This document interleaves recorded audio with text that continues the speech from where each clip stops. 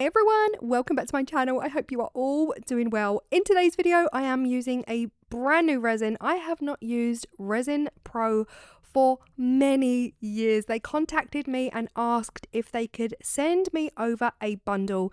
This is the Resin Pro epoxy resin AB 1 to 7. So for every 100 grams of part A, you're going to put 70 grams of part B. They also sent me over a bundle of these. Now, you can hear the giddiness in my voice because if you've been following me for any length of time, you will know that Resin Pro mica powders are my ultimate favorite mica powders. I use them all of the time and I have done for years, way before I worked with Resin Pro. They also sent me over this tray and they sent me some of this. Now, I asked for this because I had no idea what it was, but it looked incredible on their website. It's like a gold copper ink. And I have to confess, I don't really know how to use it, but it looked amazing. So I asked them for this and they sent this as well. Now, first up, I'm not just using the mold that they sent me, I'm using another mold as well because I felt like just doing that small mold on its own would not quite be enough. I wanted to do like a duo project.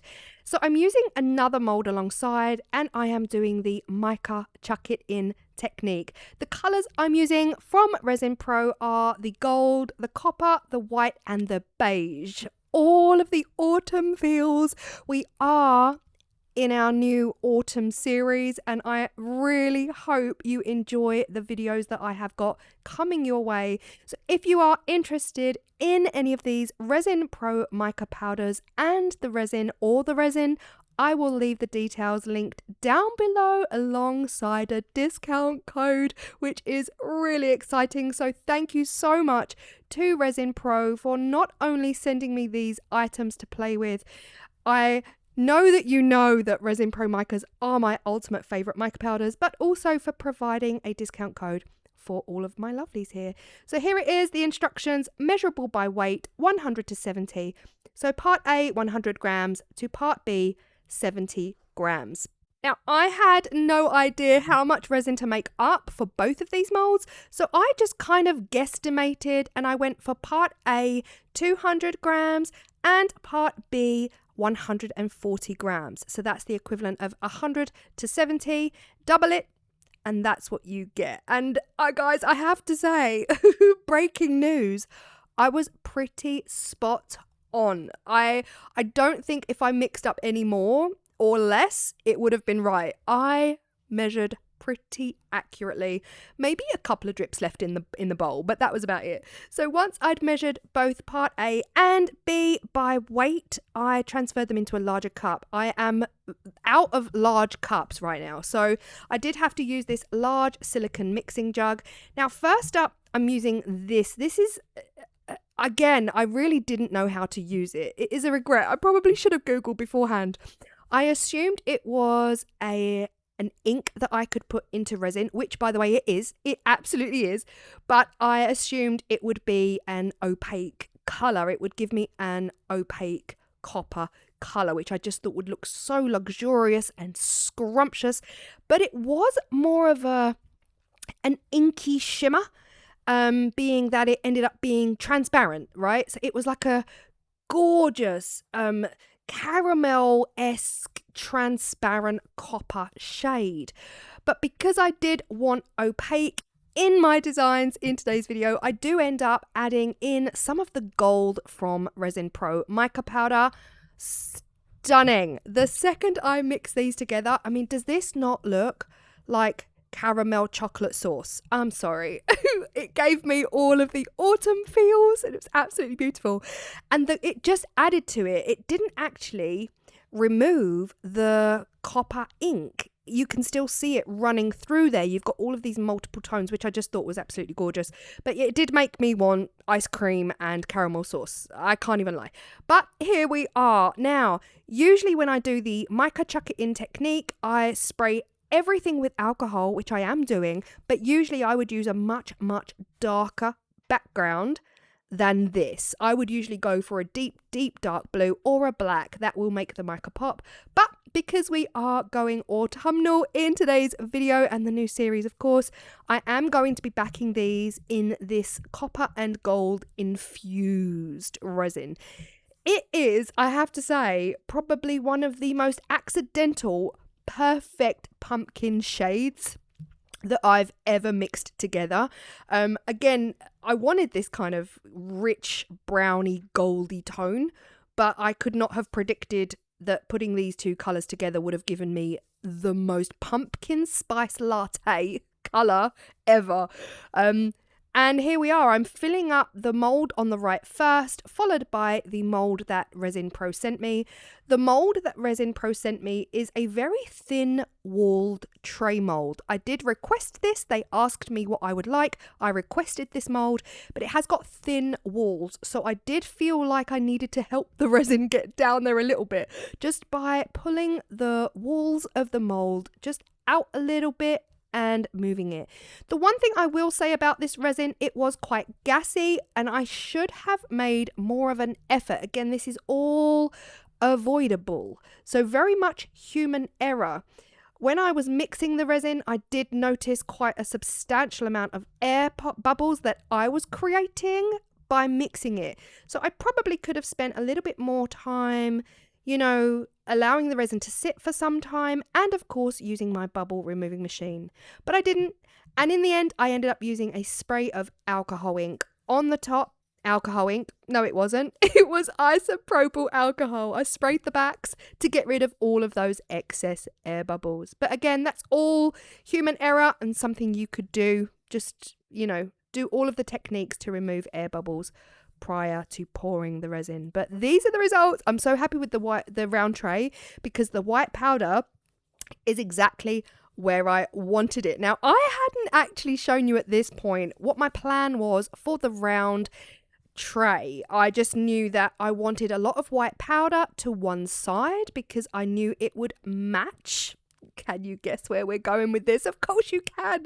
It's going to match perfectly to what I have in mind for it. Now, the smaller tray, I played around with lots of different ideas. I ended up using my Cricut machine and just printing out the most perfect little Cricut quote. But for this tray, it absolutely had to be this. This is the most beautifully autumnal fall UVDTF sticker that I got from Amanda Towgood, and they are all standing on what looks like a white beige leafy kind of ground, and I really wanted that to tie in with all of the white powder that I put on the tray, right? So the top half of the tray, you've got all of these gorgeous characters. You've got your hot chocolate, your little ghosty, and your autumn pumpkins and leaf, and then you've got them standing on a white bed of something, which then ties in with the bottom of the white tray. And it also says fall vibes. Now, fall, autumn, whatever you call it, it works beautifully. In the smaller tray, we're going with a really subtle, more delicate design. This I just found directly on the Cricut design space. It says Hello Pumpkin. It's perfect for the colour of the tray, but also it's very subtle. It's not in your face. I could have gone with a bright white or a black or a dark chocolate brown vinyl. That would have made it pop and stand out a bit more, but I think because the tray is so delicate and it's a small little trinket tray, I just felt like going subtle with the vinyl shade was the better way forward. But let me know what you would have done in the comment section down below. Next step for these is to have them top coated, and of course I'm using the Resin Pro resin. Now again, speaking of the Resin Pro resin, you can see there's quite a lot of bubbles in the resin from where I mixed it.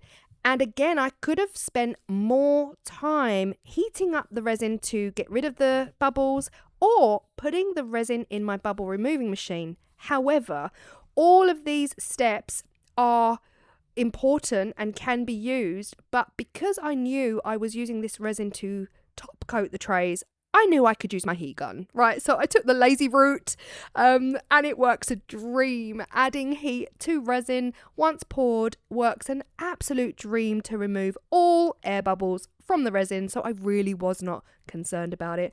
And yeah, crystal clear, clarity in this resin. I just, as you can see on screen, just moving the tray around, making sure that that resin got into every single edge, nook and cranny of the mold that it's in.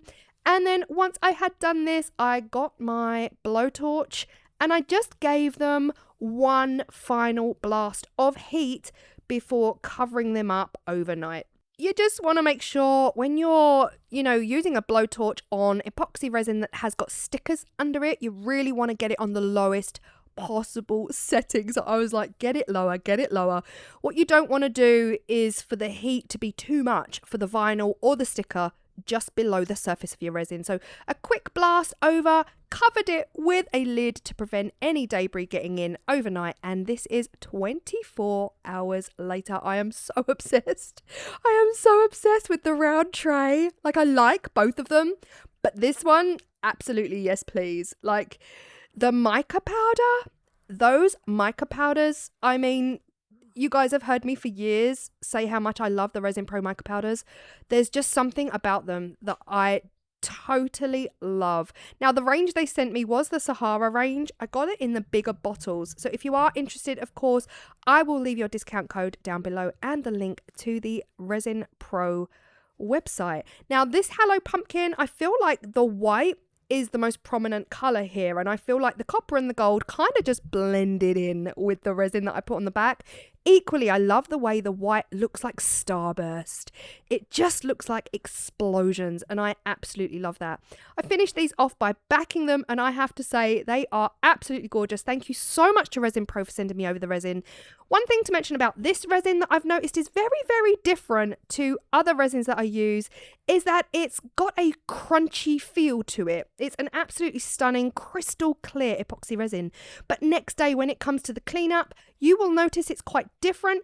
Usually I can sometimes like peel resin up off of my silicone mat if I've spilled some, whereas the Resin Pro has got a crunchy texture to it. I don't understand the alchemy, I don't understand the science, but it's almost like when you're using an eco pour, for example, and you go to clean it out of your cup, you have to crunch it out of your cup. Very, very similar to that. It doesn't just peel up in one go. It's crunchier than I'm used to. But as for doing the job, boy, oh boy, it does the job. It is stunning. Thank you to Resin Pro for sending this over to me.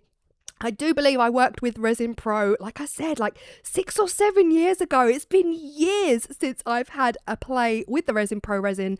It is absolutely beautiful. Came out crystal clear, as you can see. And again, all of the details will be down below in the description box. I hope this video inspired you. And yeah, thanks for still being here. If you are in the live chat, I appreciate you very, very much. Let me know your thoughts in the comment section down below. Don't forget to hit that like and subscribe if you have not yet, because it is completely free. I will see you all in the next video. Bye.